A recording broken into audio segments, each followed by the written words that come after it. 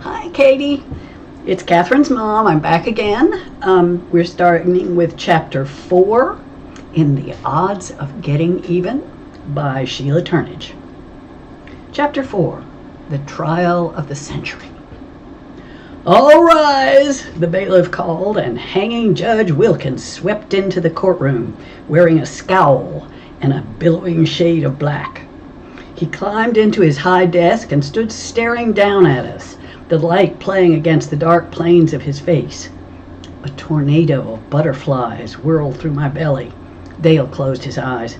Don't throw up, he whispered. I turned to scan the courtroom. Townsfolk had snagged all the good seats. Strangers fringed the room. Capers Dillon sat among the azalea women. A knot of thin, chisel-faced men with blonde hair, Dale's uncles, lurked near the door. Johnson men show up for trial day. It's a family tradition. Dale's mama, Miss Rose, smoothed her new dress and reached for Miss Lana's hand. The court is in session. Be seated, the bailiff sang. Judge Wilkins flounced his robes and we all sat down. As a side door squeaked open, Detective Joe Starr followed a short, balding man into the courtroom. The man shuffled like an evil penguin. His feet shackled, his hands chained in front. Slate, Dale whispered. Fear rose inside me like a swirl of dirty water. Dale gulped. I ain't seen him since we captured him. I guess he's testifying against Daddy, too. Where is Mr. Macon? Probably changing clothes, Dale whispered. Nobody looks innocent in an orange jumpsuit. Good morning, Judge Wilkins said, his voice booming like Judgment Day. I understand our first defendant will enter a plea. A plea? Dale's mouth fell open. Capers peered around the courtroom, her face pale. Skeeter whispered from behind us. No wonder I couldn't get it set up for you to testify first, Mo. If Mr. Macon pleads guilty, nobody testifies, including you two. Thank you, Jesus, Dale murmured. My eyes found the colonel's. He winked. The judge's gaze raked the empty defendant's chair. Mr. Bailiff, if you could hurry Mr. Johnson along. The bailiff bustled out. In the lull, I turned and went into my upstream mother search, searching for anybody with my hair, my build, my eyes. Nothing. A muffled shout broke the silence. Footsteps pounded up the hall, and the bailiff clattered into the room. Jailbreak! The bailiff shouted. Macon Johnson's gone!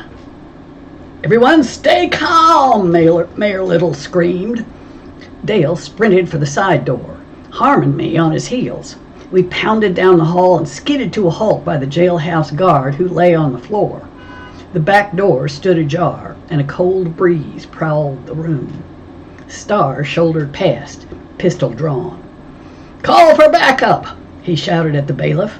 He felt for the guard's pulse as Capers slipped in behind us. The guard's eyes fluttered open. What happened? Macon Johnson's escaped, I said. Son of a gun, he said, rubbing his head. I thought we were friends. I sent him in to change clothes. Next thing I knew, wham! Hit from behind. I frowned. From behind? Capers scribbled a note. He assaulted you and escaped? Laid me out like a side of beef.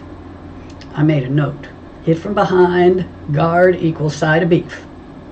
Guess I missed the rest, he added, his hands going to his holster. He glared at Starr. Give my pistol back. I had to sign for it. Your pistol, Starr said, his gray eyes sweeping the room. Pistol, I wrote. Gone. Anything else missing, I asked, and the guard patted his pockets. He closed his eyes and went the color of cement.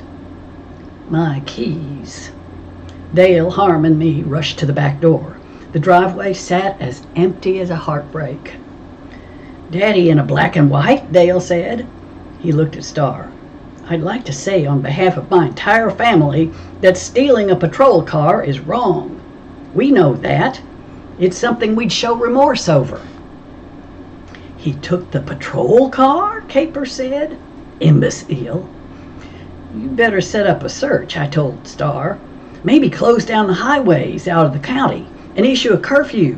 He'll probably hide until dark and try and sneak out of the area. He'll go south. His accent would give him away up north." "Be quiet, Mo," he snapped at the bailiff as the bailiff stepped back in. Starr, who secretly likes me, sighed. "Issue a bulletin. Macon Johnson's escaped, armed and dangerous, in a patrol car. Block the highways. Tupelo Landing's on lockdown at sunset.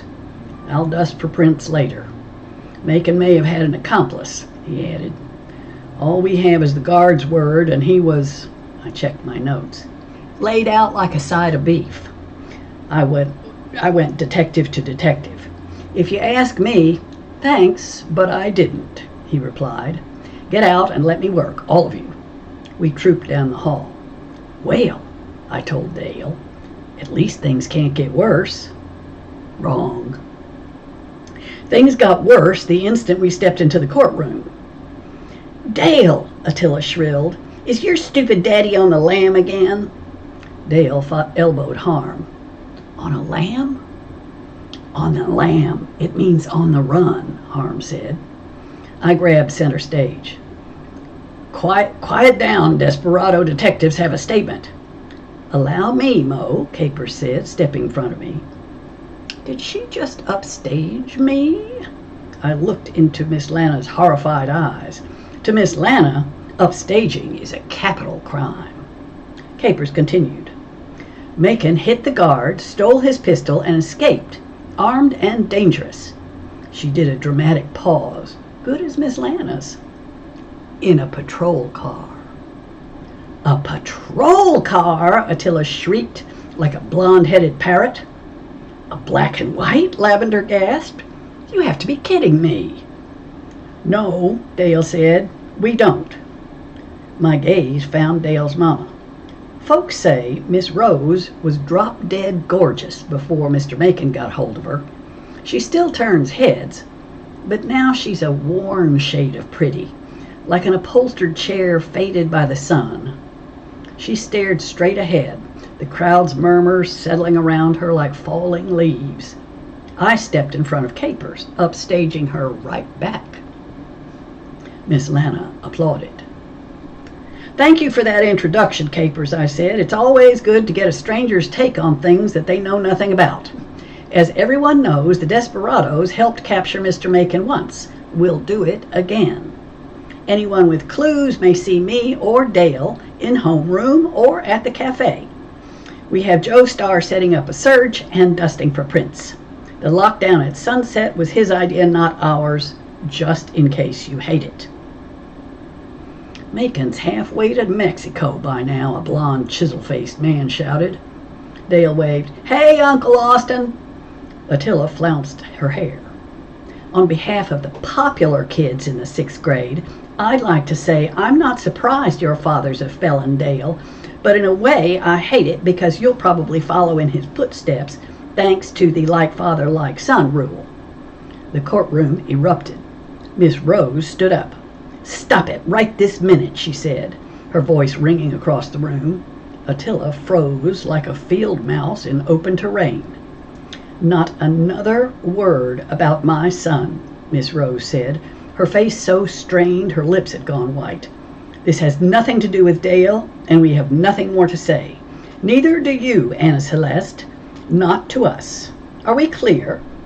she demanded, her stare practically melting the turkey earrings dangling from Attila's pygmy ears. The courtroom went tight as a full-stretched slingshot. "Are we clear?" Miss Rose repeated, shifting her gaze to Attila's mother. "Mean beige Mrs. Simpson." Not many people go toe-to-toe with the Simpsons, who are second-generation cul-de-sac. But Miss Rose can stare down a bulldog if she thinks she's right. Ms. Simpson licked her lips. "Anna, sit down." Attila plunked onto the bench as Starr marched into the room. "Curfew, sundown to sun up," he said. "If you see Macon, dial 911. Sorry Macon gave you the slip, a voice behind me said. Makes you look bad. I wheeled. Slate. He's like a snake, I thought. So still you forget he's there, and poison when you step on him. Slate scratched his face, his handcuffs flashing. People always underestimate Macon. He's like little Dale over there. Smarter than you think. He's always 3 steps ahead of you people. Except when we throw him in jail, I shot back. He smiled. Really? Because I don't see him here, do you? He has a point, Dale whispered. Daddy's gone. Slate's smile broadened. Let me know if I can help you puzzle things out, Star. I have nothing but time on my hands, and I admire Macon Johnson so. Put a double guard on him, Star told the bailiff. Slate's eyes glittered. Why? What could I do with the escape? I was sitting right here. Ask your star witnesses. Hi, Mo. Hi, Dale, he said, smiling like a frog smiles at flies. I look forward to spending time with you when I get out of here. The colonel and Lavender both lunged at him. Star blocked them like a football lineman, bulldozing them to a halt. Take Slate to lock up, he barked at the bailiff. Slate smiled at Miss Rose as the bailiff jerked him to his feet. Nice seeing you, Rose. Your husband's showing his true genius. Again. Get him out of here, now, Star shouted. The rest of you, go home. Star stood by the courtroom door, watching the crowd file by. As the colonel and I drew even, he grabbed the colonel's arm. Colonel, he said, I'd appreciate it if you'd ride with me today. You know Macon and his habits. I want him in custody before anybody gets hurt. I waited for the colonel to say no. He doesn't trust law enforcement, and he doesn't much like Joe Starr. But he looked at Lavender, then at Dale, then at me. Pick me up at the cafe, he said. I want to take my family home. And that's the end of chapter 4.